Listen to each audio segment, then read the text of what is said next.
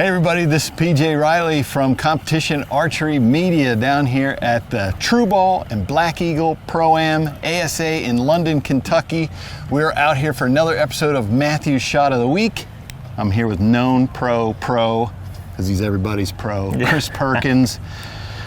Chris, London is known for the power line, the dark holes, the targets that are partially hidden. Did you see that today? Well, I went and shot the practice course this morning, and I will tell you that it made me second guess my life decisions coming here.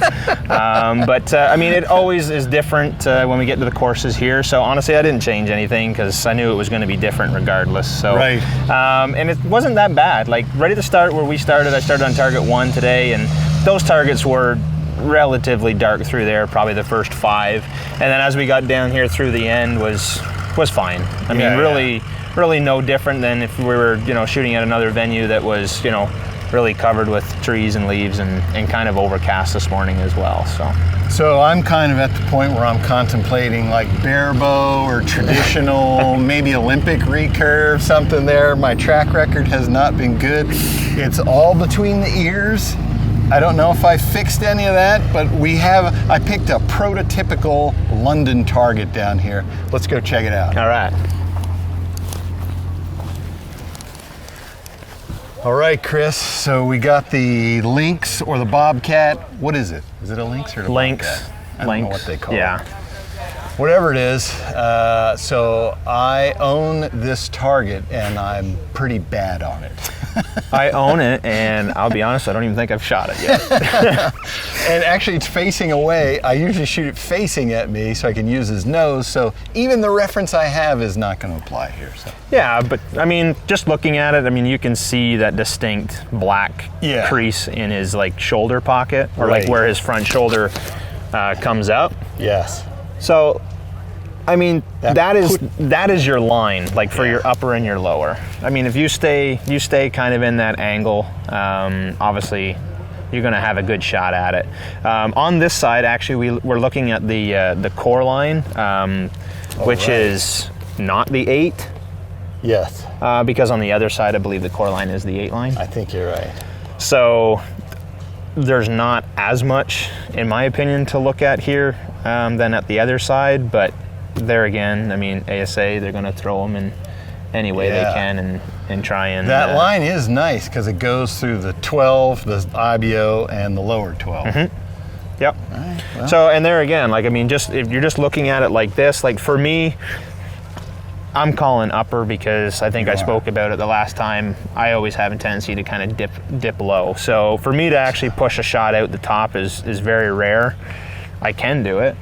But there's a lot more up at the top, a lot more 8 anyway. There is, yeah. Bigger danger on the low side. Right, but we're not really looking at those lines. We don't want to look outside the 10 line, PJ. We don't want to look. We don't want to look there. That is the secret. Yes. Gotcha. Yeah. You pretend that the rest of the target doesn't exist and it's only the 10 down there. So what did you do on this target? So I actually let off on this target today and called upper and hit it. And you hit it. I did. Yeah. All right. Yeah. So I mean, I already have my experience on this one. I already know what to do here. So it. So it is.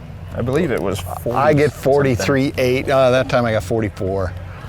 44 is right there. 44.1 where I'm standing right now. The stakes maybe a couple tenths ahead of me. So anywhere between 44 to 43.8. Let's see what we can do. All right. All right, take my glasses off here. So we're talking 44. I cannot see anything, so. Go a little less than 44. A little less. Like go like 43.8. Put your pointer on top of 44. Okay. I will do that. When Chris Perkins tells me what to do, I listen. You wait long enough, he actually might get brighter down there. Starting to get some sun on him. All right, let me double check, triple check. Okay, I should have the right mark. I mean, it's pretty obvious where you're supposed to hit it. Yeah, easy. So let's right see. in your wheelhouse. Right in there. We're gonna do it. So are you going upper? Or what are you doing? Yes. You are going to I will go upper. All right. Yes. So going upper then. I can see well, where I don't want to change your strategy No, here. no. I hadn't thought of a strategy, but I want to see where that ends. Okay. I can see where that dark spot ends. Yes. All right, here we go. Here goes nothing. Shot of the week.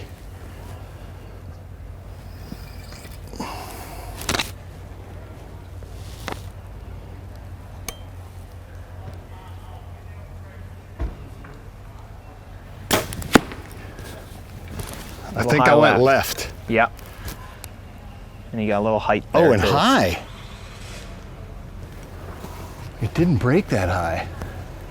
Well, and I mean, I don't know if it would make you shoot quite that high, but we're on a bit of a downgrade too, right? So you kind of have to watch that a little bit. I mean, your rangefinder would probably already cut it for you. But like I said, when you said you clicked it for 44 and you're gonna set it for 44, that's my thing was 43.8 to 43.7, and I think that's right around what I shot it for when I shot my round. Well, we're gonna have you shoot it because my shot went high and it actually felt good, except I knew I went a little left. It still would have been 10. But more height than anything. Another 8. Jeez. Again.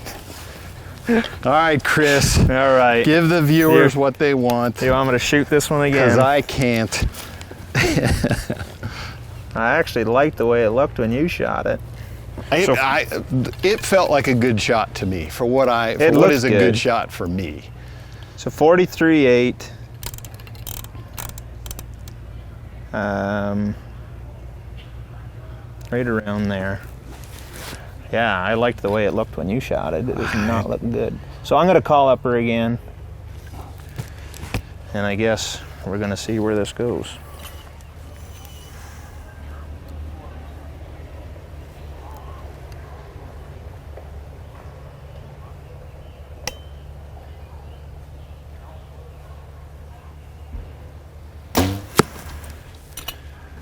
Oh, you got it. Looks good. It's right on the top, but you got it. Top side. Darn you. I think that's probably the same spot where I hit it on my round too. Is that right? Yeah. And so you shot it for like a long 43. Yeah, 43.8. Yeah. You know. And I mean, like, at that distance, 1/10 to 2/10 will essentially put you out of that ring. So like when you were saying 44, I mean, you don't have, I mean, you have enough room there between the top of the 12 and an 8 line, but at the same time, and you start playing almost a half yard at that distance, that's enough to potentially shoot a 5. So like in our class, when we range it for 43.8, we shoot it for 43.8. You know, it's not a 44-yard target. Yeah. So even if you go to the bags and you shoot a 44-yard target for 44.5 yards, you're probably going to be above the dot, depending on how the speed of your setup too. Obviously, a slower setup is going to be a greater impact difference. That's my thing. Like to me, 43, 6, 7, 8. I'm going 44. Yeah, and for us, that's an 8 or a 5. I went what I would call a short 44. There you go. But I didn't get it. So what does that look like on your site? Show me that. Yeah. So for me, I'm already cutting a half a yard right off the hop, because where I shoot bags, like where I shoot dots and where I shoot 3Ds, for me is an instantly half yard cut. Gotcha. So, and I don't know why. Obviously, it's just how I look at a 3D target versus how I look or aim at a 3D target versus how I aim at a dot. Right. But this is what my sight tape looks like. So I shot that for exactly 43.2. How do you know it's 43.3? Well, there's 43 on top of my pointer, and it's not quite in the center. So, man, it pays to be able to see. I mean, a click here and there is not going to be like, put me out of the ring. But when I shoot it for a half yard or 4/10 or 3/10 long, I could have essentially shot over top of that for an 8. Well, let's go check it out. See what we already know. All right. All right, so we see here now why Christopher Perkins is the pro and I am the Joe. But I was just asking you, Chris, so you said about in your round, that's about where you were aiming anyway. Pretty close to probably where I hit in the scoreable round this morning, yeah. From back there, it's harder to see up here, but from back there, this dark spot kind of ends right there. And Yep. you were aiming right on top of it. Well, not exactly like right on top of that 12. Obviously, I'm wanting to be more centered of it, or even stay low side, play the bottom side. That's kind of a, you're flirting with shooting an 8, kind of where I hit at 12 o'clock. Right. To say that my pin was exactly right there, at that distance, it's kind of tough to say. Like, obviously, like what you said, that black line goes there. I could have got up on it a little bit higher than I initially wanted to. You don't feel like you shot higher than you were aiming? No. Okay, No. gotcha. Because I felt good. I knew I was left. I was figuring I was going to be right in here. So that surprises me, although, maybe I got to be more precise with my numbers. Just be more aggressive with it. See, Trust yourself. I felt like, that's what I thought I felt good, but like I said, I always, 43.6, 44. Yeah, and I mean, essentially, if you had to set that for 44, and like I said, where we ranged at 43.8, 43.7, depending on the rangefinder that you use, obviously there's going to be some variables there. You would probably be right around the same spot that you're at, probably just straight high. Like at that distance, at 43 yards, from center of the upper 12 to where you impact, that would be almost probably where you would hit half yard hot. Yeah. And and that's what I was explaining to you. Like in our class, when we click it for 43.8, we shoot it for 43.8. Or if you don't want to play topside or whatever ring you're scoring for, like for me, obviously I would want to be on bottom side of that and not where I am. But I'm half shaft in that line, so it's not like anybody's going to kick me out. And we were just noticing here that your arrow did not spin at all. It went in perfectly. Yeah.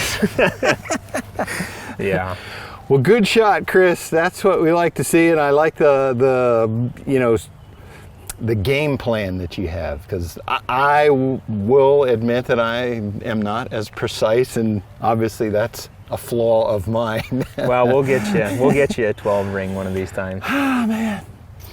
All right, folks, that's another episode of Mathews Shot at the Week. Chris Perkins, we appreciate the insight as always. No 12 again for me, so hey, there's always hope.